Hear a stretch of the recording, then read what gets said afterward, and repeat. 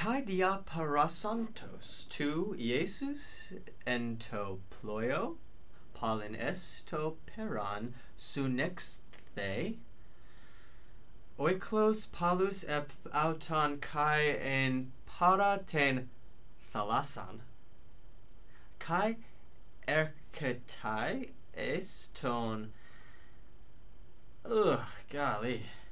What you just heard was me butchering the first verse of this coming Sunday's gospel reading in the original Greek. When Jesus had crossed again in the boat to the other side, a great crowd gathered around him, and he was by the sea. Welcome to 10 Lenses. I'm Adam Thomas, Associate Rector of St. Stephen's Church. Sometimes when we read the Bible, it can feel like we're reading it in a foreign language, just because sometimes the text itself is really hard to get into. What we're going to do during this study is look at some ways that can help us dive deeper and deeper into the text of the Bible. So today we're going to talk about translations. So of course the Bible was written before the English language existed. The books of the Bible are written in Hebrew and in Greek with a little bit of Aramaic for spice. Of course there are plenty of English translations to read. So the question is, which one should we read? Now, this is a bit of a trick question because the best translation to read is several of them. Whenever we study the Bible, it's always a good idea to look at our passage in multiple translations, because then we see some of the choices that the translators made. I want to run through a couple translations with you today, and then talk about where you can find some of them on the internet. The translation of the Bible that we read during our church services in the Episcopal Church is called the New Revised Standard Version. It came out in 1989, so it's not quite new anymore, but this is the translation that we read. This translation tends to be on a bit of a higher reading level than some of the other ones. They say this is about an 11th grade reading level, so you get some pretty tricky words in this. This is the New International Version. This version came out in the mid-70s, so it's been around for a little while too.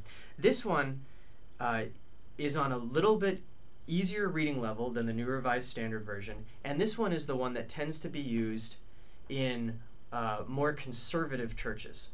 This is called the Jerusalem Bible. This translation is really beautiful. This comes out of the Roman Catholic Church, and it's a really great source of really poetic language. This is the King James Version, also known as the Authorized Version, because it was authorized by King James I and an act of Parliament in 1611. It's been around for a really long time.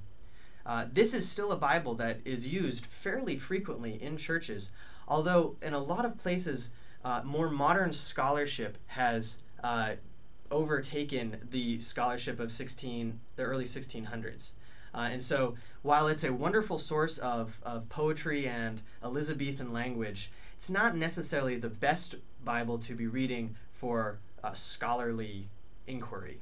This is The Message, a translation by Eugene Peterson. Many people consider this a paraphrase, meaning that it's not translated from the original languages, although this work really is taken from the Hebrew and Greek of the old texts. Peterson just embellishes it with a lot of his own thoughts. This is a wonderful translation to read if you are trying to see how one scholar really takes the texts apart. It's really wonderful. Finally, we have the Common English Bible. This is the newest translation of the Bible in English, coming out just last year in 2011. I really like this one for its modern language. It even has contractions, which is pretty amazing. I have never seen a Bible before with contractions. Jesus actually says can't and don't instead of cannot and do not. It makes it a little bit more relatable. Reading and translation can be tricky because what we're reading is the interpretation of a group of translators. They're the ones who are reading the original text. So it's important to look at our passages in more than one translation so we can compare how groups of translators dealt with some of the difficult passages in the original languages. Here's a couple of verses from this Sunday's gospel reading in a few of the translations that we just mentioned. See if you hear some differences.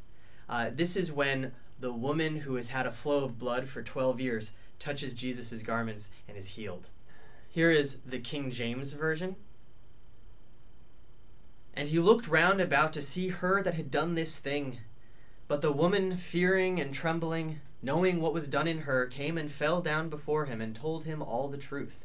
And he said unto her, Daughter, thy faith hath made thee whole. Go in peace, and be whole of thy plague. Be whole of thy plague. Here's the same verses in this new translation of the Common English Bible. But Jesus looked around carefully to see who had done it.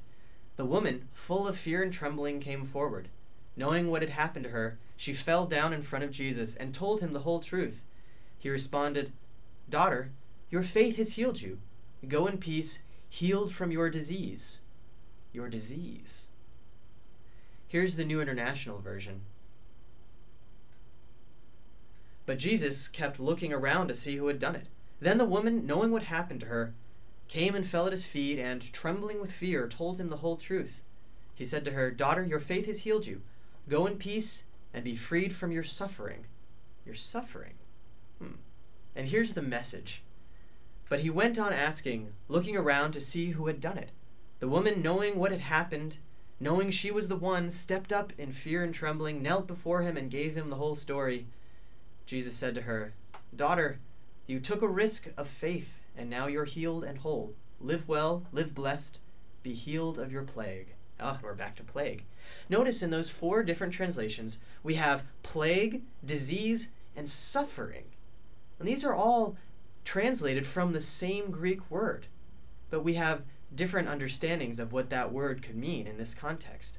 And by seeing these differences and variations, we can come to a better understanding of what the text says. You don't need to own a lot of paper Bibles at your house to be able to do some of this comparative work. On sites like BibleGateway.com, you can search for your passage. And you can even do this cool thing called Add a Parallel. You click here, and you can look at several other translations of the Bible, same passage. You can add a second one. How about the New International Version? And maybe we can even add a third. How about the Message? Here's an easy way for us to put several translations of the Bible right next to each other. Thank you for watching the first episode of 10 Lenses. I hope you'll use the comments to talk about which is your favorite translation of the Bible and why. Thank you.